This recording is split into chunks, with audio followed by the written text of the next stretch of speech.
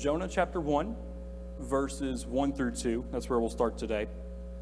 Now the word of the Lord came to Jonah, son of Amittai, saying, Arise, go to Nineveh, that great city, and cry out against it, for their wickedness has come up before me. So we see the task immediately. We have to go to Nineveh, and we're basically going to say that they're going to be destroyed unless they change their ways. Verses 3 and 4. But Jonah arose to flee to Tarshish from the presence of the Lord. He went down to Joppa and found a ship going to Tarshish. So he paid the fare and went down into it to go with them to Tarshish from the presence of the Lord.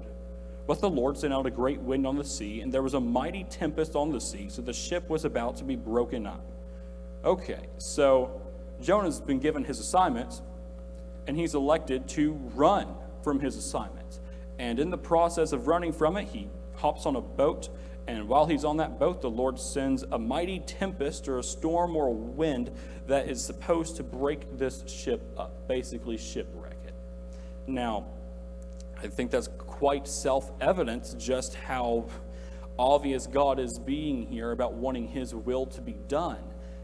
But maybe what's not as well noticed is Jonah has somehow found the idea in his head that he can run from God. Now, why he thinks this, I'm not entirely sure, but it was explained to me this way. You can't run away from the runaways. Meaning you can't run away from God. Y'all, I'm sorry, it's been a morning. Okay, we're going to pass on that phrase until a little bit later. Just bear with me. Sorry about this. All right, so earlier I mentioned it's really hard to find a city called Gath-Hepher. And I say Gath-Hepher so hesitantly because it went by a few different names. But, however, it's really not that hard to find where Nineveh would have been. In fact, it's just north of Nazareth on this map. So this, at the very top, and again, I don't really have my pointer thing, so I can't really show you, but the very top is where Jonah was supposed to go. Somewhere in that middle, really more towards the east, is where Jonah's from, and instead, he chose to go down to a place called Aviv Yaffo, which is really Haifa, which is Joppa. Again, real confusing, at least it is to me. Now that's a 22.5-hour trek by walking, and if you remember the lesson about Paul, it probably wasn't 22.5 straight hours. That's probably over the course of a few days that you would travel from Nineveh to Joppa. Now we know that's not his direct path because he was from a place called Gath-Hepher. Again, such a weird name. However, it goes to show that he is making some serious strides. This isn't just a simple run to the nearest city and away from God. He is actually making an effort to completely escape God. This gives us a little bit better of an idea. Now, it's important to note that no one really knows where Tarshish is. If you remember, that's where he was going whenever he hopped on this boat. He was going to Tarshish, but no one exactly knows where it is per se. We'll talk more about that in a second, but humor me for a second. Let's say Tarshish is in southern Spain. Maybe that seems like a wild claim to you, but we'll go with it. You see Joppa at that corner. Now we see 550 miles north of Nineveh. If you're taking a straight path, it's 2,500 miles to Tarshish. And so when you add the two together, you can make an argument that he traveled 3,050 miles potentially just to try and escape God's commandment, just as, spoiler alert, to fulfill God's commandment in the end. Now, my dad is a very smart man, and one thing he's taught me is to be efficient, or at least to try to be. I'm not that well versed at it. But I imagine if my task was to travel 550 miles, that'd be a lot easier than traveling 3,050 miles. Just a basic guess based on the math. Maybe Jonah knew something that I didn't, but in turn, he was doing the wrong thing anyways by traveling so far. And again, this picture, it's really hard to see the cities up in here. Nineveh should be around the same area as before. All right, if you look to where the word Assyria is, it's kind of written in bold. It's to the north and to the left of that a little bit. And then down where it says Palestine in that area, that's where Jaffa would be. So it gives you a little bit of a different idea. And you can also see Cyprus and Mediterranean to the northwest of that even. So let's consider this in modern day definitions. This travel that Jonah would have potentially made from Joppa to, well, Tarshish, but really southern Spain, would be almost an 8-hour flight. This is a hike. He is not simply going to the neighboring city. He is going really across the entire continent. And I think by definition into a new continent by our modern day standards. Now also, it's important to note that he doesn't have the luxury of first class. He's probably packed in the bottom area of a smelly ship with a bunch of other people. In fact, we read that he is. I don't know if they were smelly. I just made that up. However, yeah, that is... I don't get comfortable in flights for 2 hours, let alone 8. So I'm trying to imagine being on rough seas for an entire journey. How about we go back to our text for just a second, though. Jonah chapter 1. We'll read verses 5 and 6. This is where the story gets interesting. Then the mariners were afraid, and every man cried out to his God, and threw cargo that was on a ship into the sea to lighten the load. But Jonah had gone down into the lowest parts of the ship, had lain down, and was fast asleep. So the captain came to him and said, "What do you mean, sleeper? Arise, call on your God. Perhaps your God will consider us so that we may not perish." So Jonah has been faced with instruction not from God, but from the other mariners. You see, as he's traveling on his way to Tarshish, he decides to just take himself a nap. Now, the rest of the world is literally being destroyed around him, at least the world that they would care about in the least. And Jonah's just sleeping. Why he's sleeping, I don't know. Maybe he didn't know this was going to happen. Maybe he thought if he just went to sleep, if it was already happening, it would go away. Or maybe he tried to pretend it was just a bad dream. Whatever reason it is, the captain of the ship clearly does not approve of it. And he sees this as a terrible, terrible event to be involved in. So he asks for everyone to cry upon their God. And basically, they're just going to see whichever God saves them, if any God saves them. And he gives Jonah that same command while criticizing him for sleeping. And we'll see what else is said in verses 7 and 8, through verse 9 actually. And they said to one another, "Come, let us cast lots, that we may know whose cause this trouble has come upon us." So they cast lots, and the lot fell on Jonah. Then they said to him, "Please tell us, for whose cause is this trouble upon us? What is your occupation, and where do you come from? What is your country, and of what people are you?" He said, "I am a Hebrew, and I fear the Lord, the God of heaven, who made the sea and the dry land." Okay, so all the people are together. They're kind of associating within themselves whose fault this could potentially be. And eventually they decide through casting lots that it's Jonah's fault. And now he has to answer multiple questions. And I think the order of these questions are interesting. It starts out, he says, "Please tell us, for whose cause is this trouble upon us?" Basically, why? Why is this happening? Then they ask him, "What's your occupation? What do you do? And where do you come from? What is your country? And of what people are you?" They want to get as much information about Jonah as possible. If I were to walk up to a random stranger and ask them what their occupation was, where they were from, what country they were from, that might be a little bit weird. But these people do not seem to mind in this life or death situation. They want as much information about Jonah as possible so they know what to do to fix this situation, if the situation can be fixed at all. So Jonah continues in verse 10. Then the men were exceedingly afraid and said to him, "Why have you done this?" For the men knew that he fled from the presence of the Lord because he had told them. Then they said, "What shall we do to you, that the sea may be calm for us?" For the sea was growing more tempestuous. And he said to them, "Pick me up and throw me into the sea, and the sea will become calm for you. For I know that this great tempest is because of me." Well, I'd like to step into the situation for a second and get the idea that this is more than just a simple story we teach our kids when they're young in Bible class. Could you imagine actually being in this specific situation?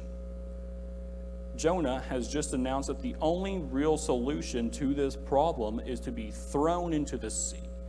Terrible seas, that is, rocky waves, tempest winds. This is not a good situation for Jonah. If he gets thrown in there, he will likely perish.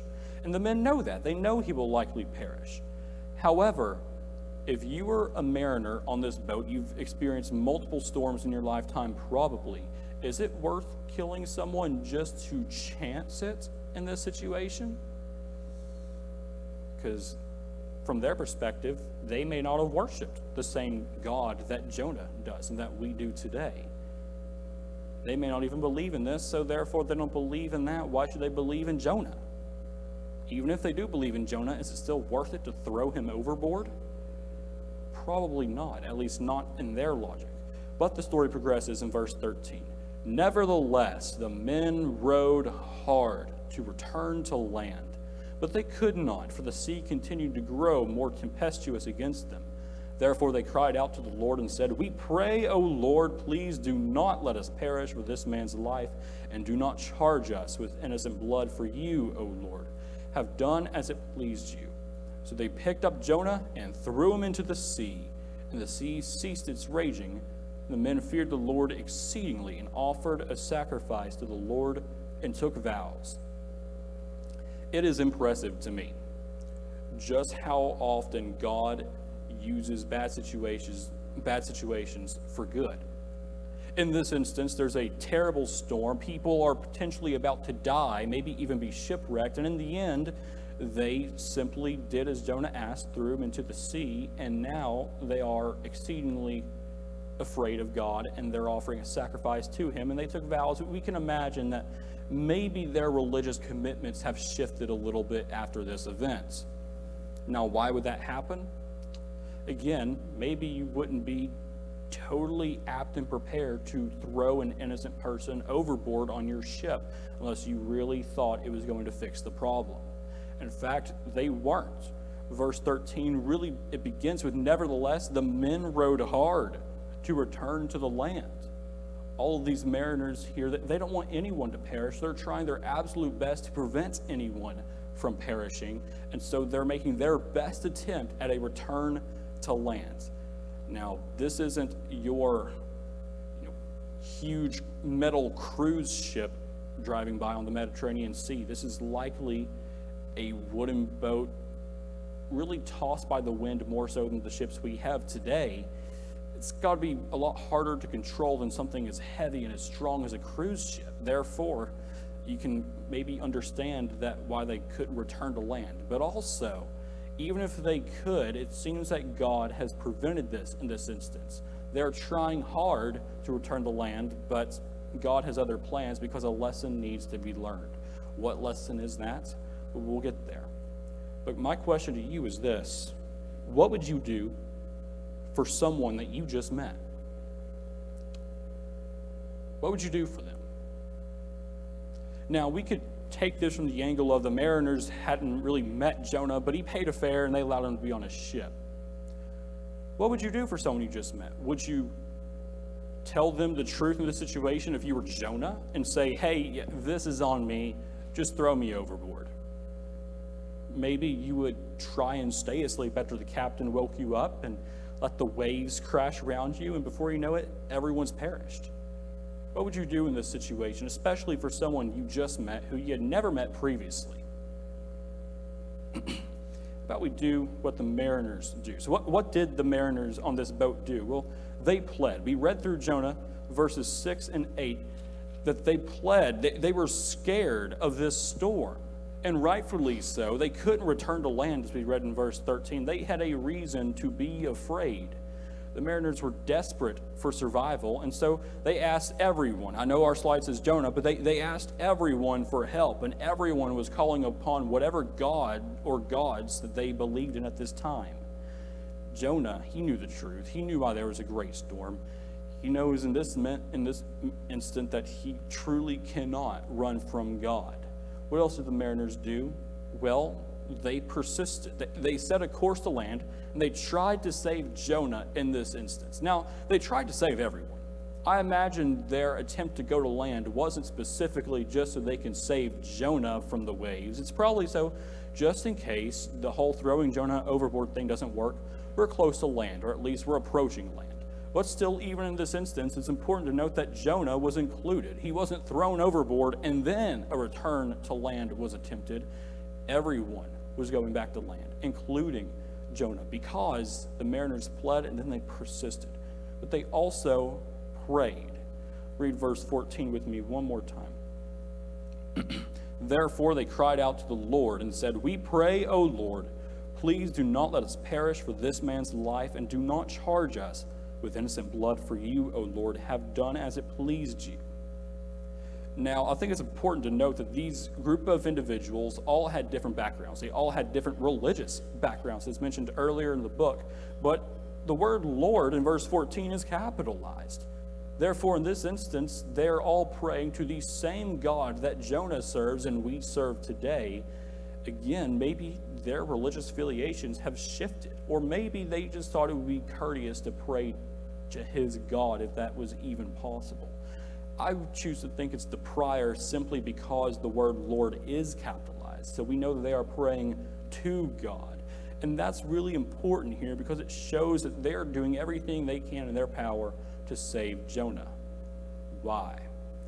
Well, you could make an argument and say it's simply because they didn't want to be guilty. And I think that's an appropriate argument to make. It says in the latter half of verse 14, "Do not charge us with innocent blood for you, O Lord. Have done as it pleased you." But I also think this is kind of one of those situations where everybody's kind of in it together. Have you ever had a situation like that where you were maybe working with a specific group and something went terribly wrong and you all had to come together, use teamwork to solve the situation? I just graduated high school a little over a year ago, but I can think of multiple school projects where it went that way, where the whole project would fail, and on the last day, my team would have to miraculously come together to build a project that was either better than before or at least subpar. Now, sometimes we failed at that and the projects didn't go as planned. But nonetheless, maybe that's what's the situation, what happens here, because once you have an event like this, you kind of have a group that's willing to work together. They're willing to rely on each other. When push comes to shove, Jonah and this group of mariners here, they're almost relying on each other. Remember, Jonah was honest with them earlier. Now, you could also point out, hey, weren't they casting lots earlier, trying to find out whose fault this was? Absolutely. Now, maybe that's also part of their communication in a way. I imagine they were probably upset with Jonah. If this truly was Jonah's fault, they would have every right to be upset with him. But their upsetness wouldn't have changed the fact that they looked at this as an opportunity to work together. But there's also one more thing about this prayer that stands out, and it really speaks more to the qualities of the mariners. Well, in the end, they still picked up Jonah and threw him into the sea. If you were going to pray for someone and you were going to try and return to land, you see a trend here that maybe they really don't want Jonah to perish. But in the end, when nothing seems to work, they pray. And then verse 15, so they picked up Jonah and threw him into the sea.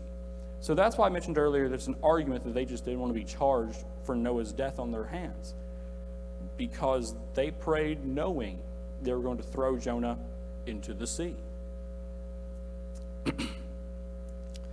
Verse 15, so they picked up Jonah and threw him into the sea, and the sea ceased its raging.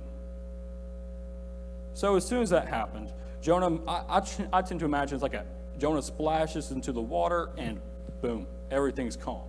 I don't know if it was quite like that, quite that impressive, but we see in Scripture that it said the sea ceased from its raging. So in that moment, the men knew they did the right thing, but they didn't know it in the moment. When they were throwing Jonah overboard, I imagine they had some doubts, they had some fears. Again, they didn't want to be charged with Noah's death, and they could only assume that, I said Noah earlier, that Jonah was going to die. And I think that's a fair claim to make, because you're praying to a God you've likely never served before. You don't want to be charged with the death of Jonah, and the odds will tell you that if you throw someone overboard, he's going to die. In this instance, the waves, the sea, the storm, it's more powerful than really anyone could survive. The odds are Jonah is going to die. So if you do this, you will have blood on your hands. You really have to believe in what you're doing. I think it's important to notice that Jonah gave them his consent with this. He thought that he was guilty, and he tried to convince the men that he was and said, all you need to do is throw me in. Maybe Jonah was ready to die in this instance. Maybe in his mind somewhere he thought that would still be a better option than going to Nineveh. Well, if that was true, then God had other plans. But there's one more thing the mariners did, and that is they promised. Read verse 16 with me. And the men feared the Lord exceedingly and offered a sacrifice to the Lord and took vows. Now, the series of events in my head in this instance seems a bit confusing to me personally. What would have happened if you threw Jonah overboard and, like I said, immediately the seas just stopped acting wild? Maybe there's a chance that Jonah can swim back onto the boat. Maybe there's a chance that everybody, including Jonah, can get to land. But it says in this instance, the seas stopped and the men feared the Lord exceedingly and offered a sacrifice to the Lord and took vows. Now, I took some liberties here and put the word promised for the sake of alliteration. I wanted to emphasize on the fact that they took vows, meaning they were, again, changing their religious affiliation, if you will, that time. They were going to turn and serve the same Lord that saved them from this terrible storm. But in this moment, it's also confusing because we know what happens in verse 17. It's the same story we tell our children in Bible classes that I've remembered ever since I was maybe 4 or 5. We know that a great fish is going to swallow up and eat Jonah. So what was the series of events here? Let's go ahead and look at the next verse. Verse 17, the last verse of chapter 1.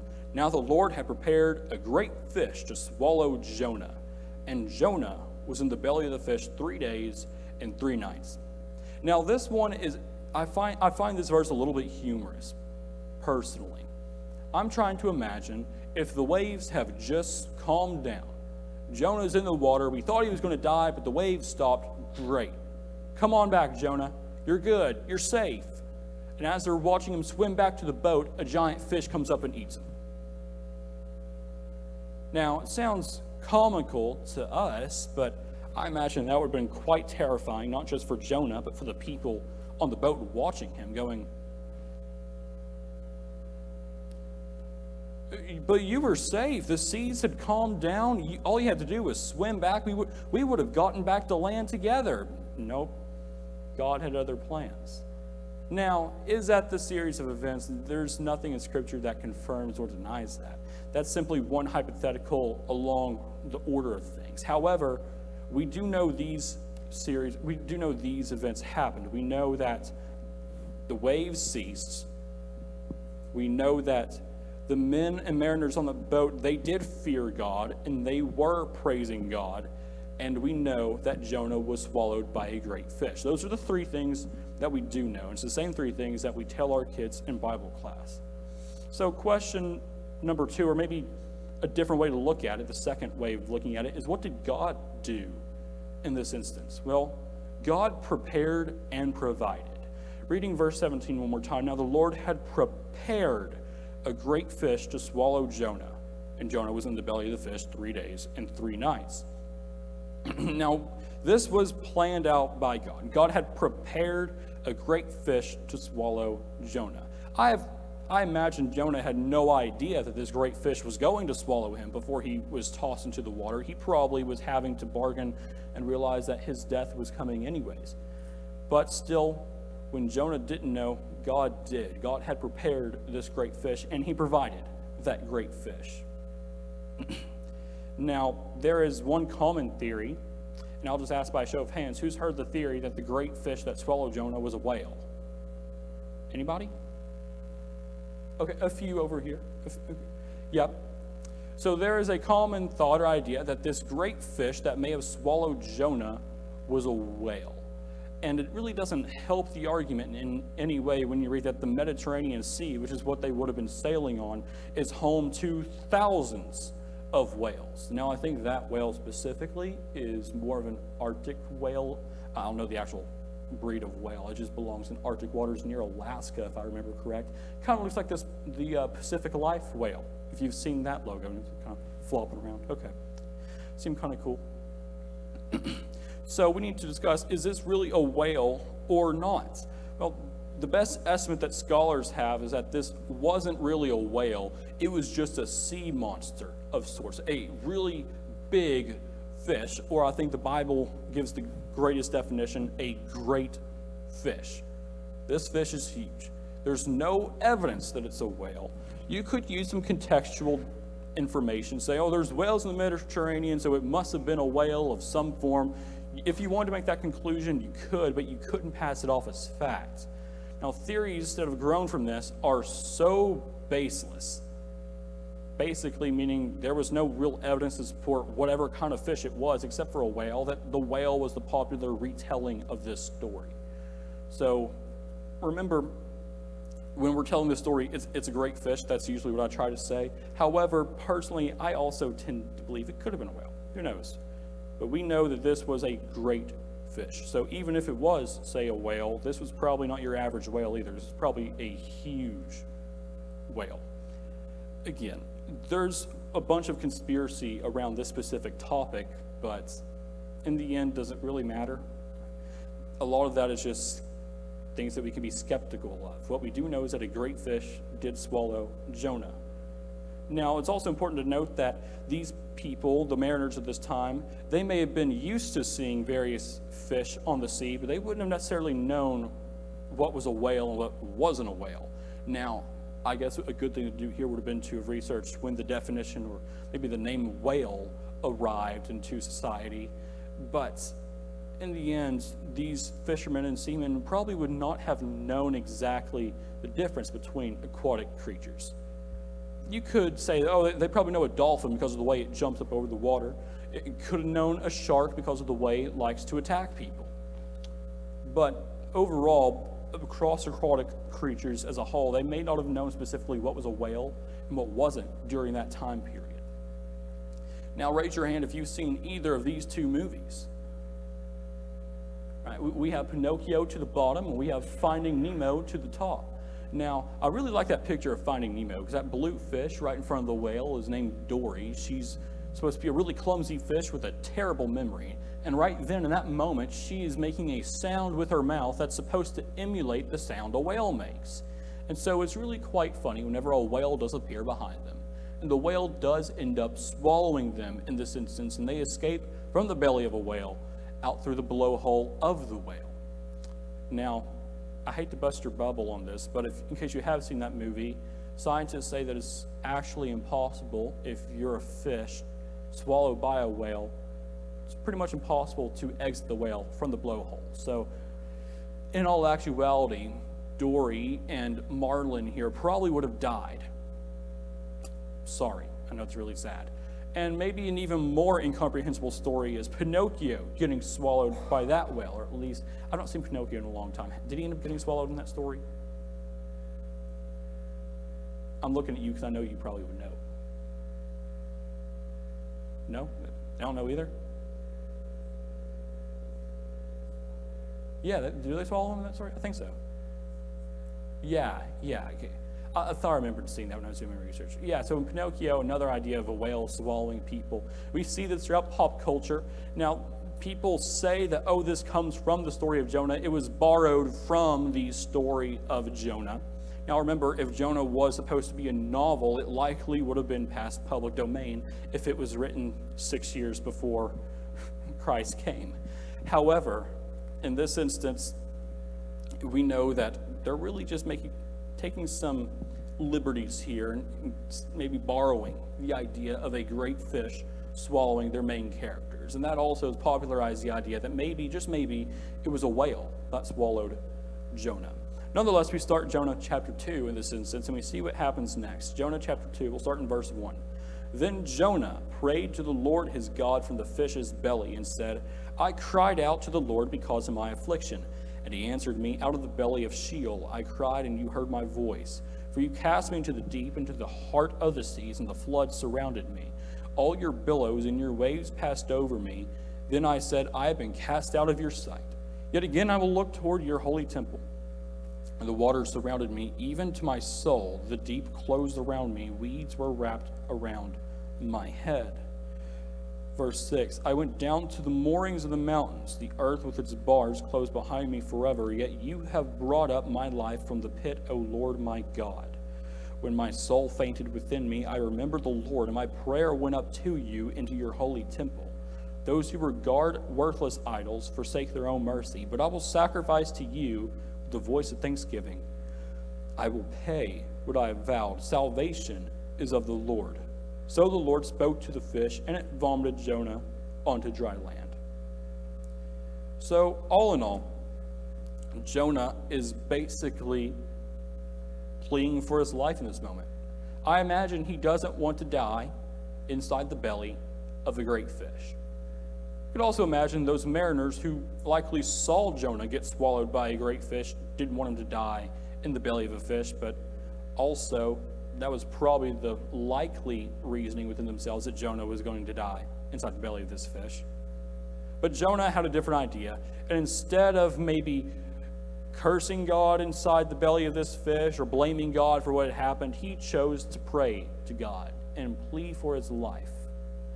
Now it's important to notice that God was really pleased by this. It wasn't that Jonah was turning to God and cursing him. It was that he was praying to him. So as a reward, he once again provided, if you look back to our last point, and asked the fish to vomit up Jonah, or really commanded him, not asked. And the fish did. And Jonah survived. Now, if you remember from Finding Nemo earlier, those two fish went out through the blowhole of the whale. We don't have any type of evidence of that whatsoever. That's just for Disney's comedic purposes. What we see here is that this fish vomited Jonah up on a dry land after Jonah had prayed, which brings us to chapter 3. But first, I want to ask you this question, looking back to the mariners. I asked you before, what would you do for someone you just met? Now let's ask by comparison, what would you do? What the mariners did?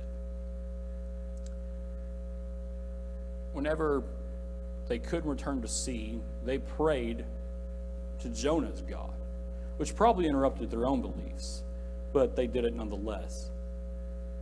Would you have thrown Jonah overboard if you were them? And why it applies to this specific part of the story is if you saw Jonah get consumed by a giant fish or whale or whatever sea monster you want to call it, what would you do? Would you be okay with that outcome? Maybe you'd be scarred for the rest of your life. Maybe you'd be like, another day at sea. What would you do in this instance? Think about that within yourself. On the screen, and I don't know the name of the pitcher, but it's a pitcher for a team called the Seattle Mariners. And if you follow along with baseball, then you may know that last season, this baseball team had quite a remarkable run towards the end of their season. Things were clicking right as they should have, but the only problem is with this team, they had such a terrible start to the season, they were having to play catch-up pretty much all year long. And as they pulled together a series of really impressive wins, they kind of created a motto for themselves. The simple word written on all the yellow papers you see behind the pitcher, believe.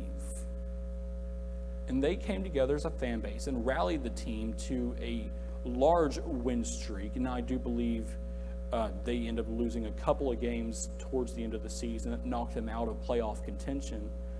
But as a community, they all rallied to believe. I think maybe this instance, the mariners that threw Jonah into the sea, I think maybe they thought the same. The human inside you would tell you that Jonah was going to die. If you saw Jonah be consumed by a great fish, you would probably imagine that he was going to die too. That makes perfect sense, does it not? But in this instance, I really find it interesting that the mariners decided to pray to Jonah's God. They had cast lots earlier, decided amongst themselves that Jonah was to blame, and when Jonah said that he had angered his God, then it makes sense that they would have prayed to that God specifically, but does it really?